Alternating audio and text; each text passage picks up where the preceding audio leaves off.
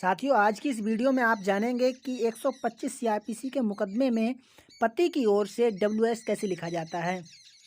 आज हम आपको इस वीडियो में शुरू से लास्ट तक सिखाएंगे कि आपको प्रभावशाली तरीके से 125 का जो मुकदमा पत्नी की तरफ से कोर्ट में डाला गया है, उसमें पति की ओर से डब्ल्यूएस कैसे लिखा जाता है। साथियों, सबसे पहले हम जो डब्ल्यूएस लिख रहे हैं उसमें सबसे पहले कोर्ट का नाम लिखते हैं। जैसा कि आप जानते हैं कि हर ज़िले में स्पेशली एक फैमिली कोर्ट बनाया गया है, कहीं कहीं एडिशनल फैमिली कोर्ट भी हैं, और वैसे स्पेशली हर ज़िले में एक फैमिली कोर्ट तो होता ही होता है।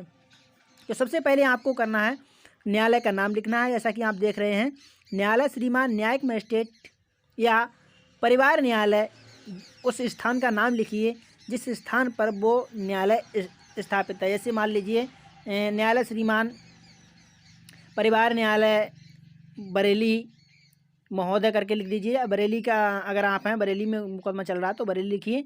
उसके बाद आपको लिखना है प्रार्थना पत्र या वाद संख्या सन, और उसके बाद आपको लिखना है जो मुकदमे का टाइटल है, यानी कि जैसा पहले आप देख ही चुके, पत्नी की तरफ से जो मुकदमा आया है उसको पढ़ करके आप समझ ही चुके हैं किस नाम से मुकदमा, उसका आपको जो जैसा है वैसा ही लिखना है।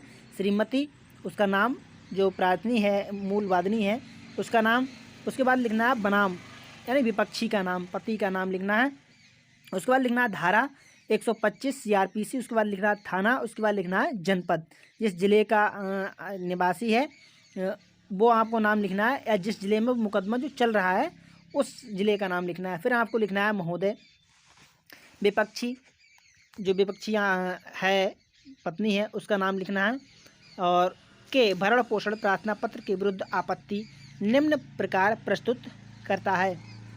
फिर आपको नंबर 1 लिखना है, यह है कि प्रार्थनी द्वारा अपने प्रार्थना पत्र में जो भी चाल चलन, मारपीट, क्रूर व्यवहार, दहेज, विपक्षी के आय के स्रोत के जो भी आरोप लगाए गए हैं असत्य हैं और स्वीकार नहीं है।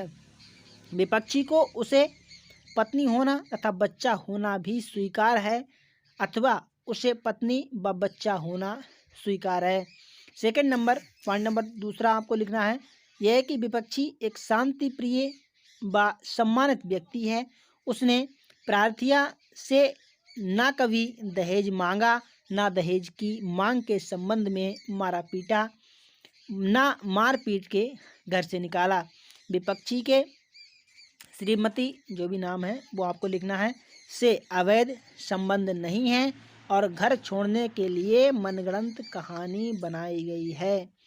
पॉइंट नंबर 3 आपको लिखना है, यह है कि प्रार्थनी विकृत एवं मार्ग गर्म दिमाग की झगड़ालू औरत है और अनावश्यक कारणों पर विपक्षी व विपक्षी के परिवार वालों से झगड़ती रहती है।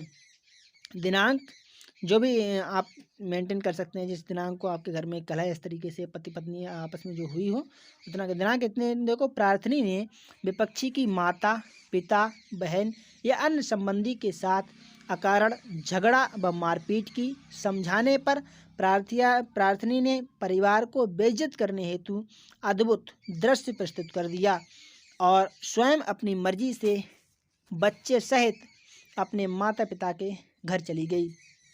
पॉइंट नंबर 4 आपको लिखना है, यह है कि प्रार्थनी कढ़ाई, बुनाई, सिलाई में निपुण है, या अगर कोई नौकरी में है तो उस नौकरी का हवाला दे सकते हैं, या फिर गवर्नमेंट नौकरी में है तो वो भी आप दिखा सकते हैं, कोई बिजनेस करती है तो वो आप दिखा सकते हैं।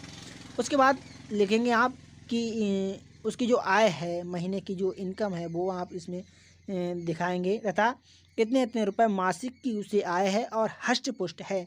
विपक्षी की आय का कोई पर्याप्त स्रोत नहीं है और उसकी मात्र जो भी आपकी जो इनकम है महीने की वो आपको दिखानी है। रुपया इतनी आय है जिसमें परिवार के अन्य आश्रितों का पालन करना पड़ता है। यदि प्रार्थनी एक शरीफ सुशील पत्नी के रूप में विपक्षी के पास रहे तो विपक्षी उसका व बच्चे का सामर्थ्य अनुसार भरण पोषण करने को तैयार है। पृथक रहकर उसको भरण पोषण पाने का कोई अधिकार नहीं है। अतः अब आपको प्रार्थना लिखनी है। अतः प्रार्थना है कि प्रार्थनी का प्रस्तुत भरण पोषण प्रार्थना पत्र खारिज करने के योग्य है, अतः खारिज करने की कृपा की जाए।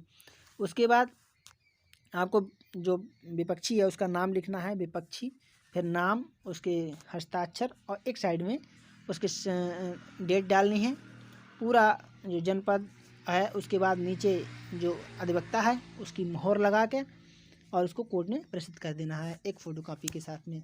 साथियों, वीडियो पसंद आई हो तो हमारे चैनल को सब्सक्राइब और वीडियो को लाइक और शेयर करना बिल्कुल ना भूलें।